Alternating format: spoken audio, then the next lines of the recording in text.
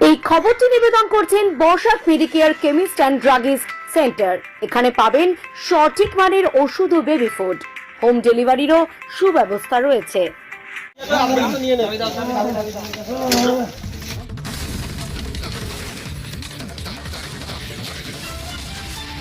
নদিয়ার ফুলিয়ায় পুকুরে স্কুল ছাত্রের মর্মান্তিক মৃত্যু ঘিরে শোকের ছায়া পরিবারে।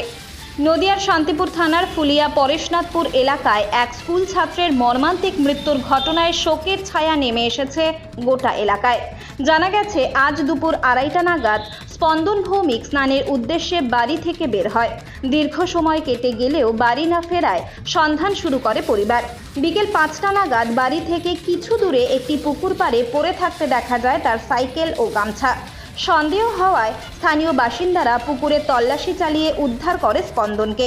তড়িঘড়ি ফুলিয়া ব্লক স্বাস্থ্য কেন্দ্রে নিয়ে গেলে কর্তব্যরত চিকিৎসক তাকে মৃত বলে জানায়। স্কুল সূত্রে জানা যায় সে এবার ফুলিয়ার শিক্ষা নিকেতন থেকে উচ্চ মাধ্যমিক পরীক্ষা দিয়ে পাশ করেছে। স্থানীয় সূত্রে জানা গেছে স্পন্দন প্রায়ই ওই পুকুরে স্নান করতে যেতেন, তবে আজ একাই গিয়েছিল। পুকুর থেকে উদ্ধার করে স্থানীয় ব্লক প্রাথমিক স্বাস্থ্য কেন্দ্রে নিয়ে গেলে চিকিৎসকরা তাকে মৃত ঘোষণা করেন। আকস্মিক এই দুর্ঘটনায় ভেঙে পড়েছে তার পরিবার ও গ্রামবাসীরা। এই ঘটনার পর এলাকায় চাঞ্চল্য ছড়িয়ে পড়ে। খবর পেয়ে ঘটনাস্থলে আসে ফুলিয়া পুলিশ ক্যাম্পের পুলিশ প্রশাসন। দেহটিকে ময়না তদন্তের জন্য পাঠানো হয় পুলিশ মর্গে।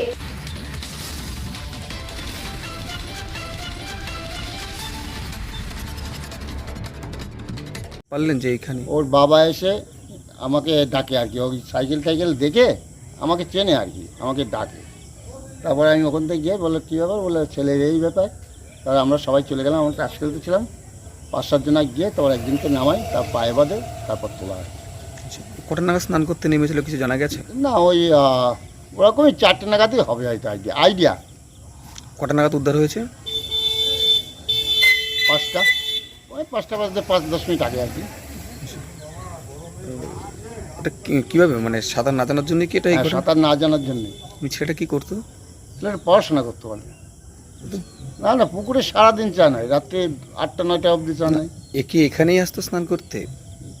এর আগেও এসছে, এর আগেও এসছে স্নান করতে। তার সঙ্গে মানে বন্ধু বান্ধব আসতো, আজকে একাই এসছে। মানে বাবা এসে খোঁজ করতে এসছে, বাবা যে সাইকেল দেখে ওর চটি দেখে বুঝতে পারে, তখন আমাদের ডাকে। এই পুকুর ধারে পড়েছিল? হ্যাঁ, জলের ভিতরে আর কি।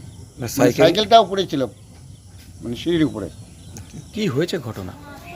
ব্যাপারটা আমাদের এই পাড়ার ছেলে স্পন্দন ভৌমিক আমাদের এই পাড়ারই স্থানীয় একটা পুকুরে স্নান করতে গেছিলো, গিয়ে পা পিছলে গিয়ে জলের তলায় ডুবে গেছিল।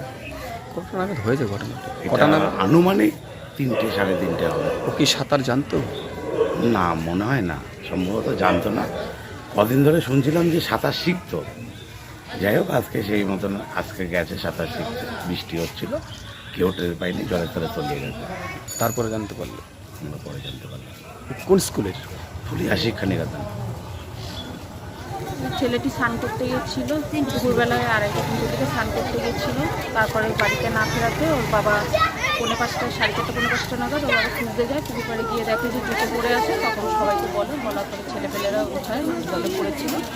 তারপরে হাসপাতালে নিয়ে যায়, ওখানে ডাক্তাররা বলে মৃত। প্রতিদিন ও কি করতো? পড়াশোনা করতো। কোন ক্লাসে, কোন স্কুল? এইচএসে ফার্স্ট ডিভিশনে সবে পাশ করেছে। কোন স্কুলের? শিক্ষা নিকেতন। আচ্ছা। এই গরমে একটু স্বস্তি পেতে আজই আসুন মনজিনিসে, যেখানে একই ছাদের তলায় পেয়ে যাবেন 100-র বেশি ভ্যারাইটিস আইসক্রিম সহ কেক, পেস্ট্রি, বার্গার এবং বিভিন্ন মুখরোচক খাবার। বিভিন্ন অনুষ্ঠানের জন্য অতিথি আপ্যায়নে হাজির ফুলিয়া ট্রেকার স্ট্যান্ডের বিপরীতে মনজিনিস।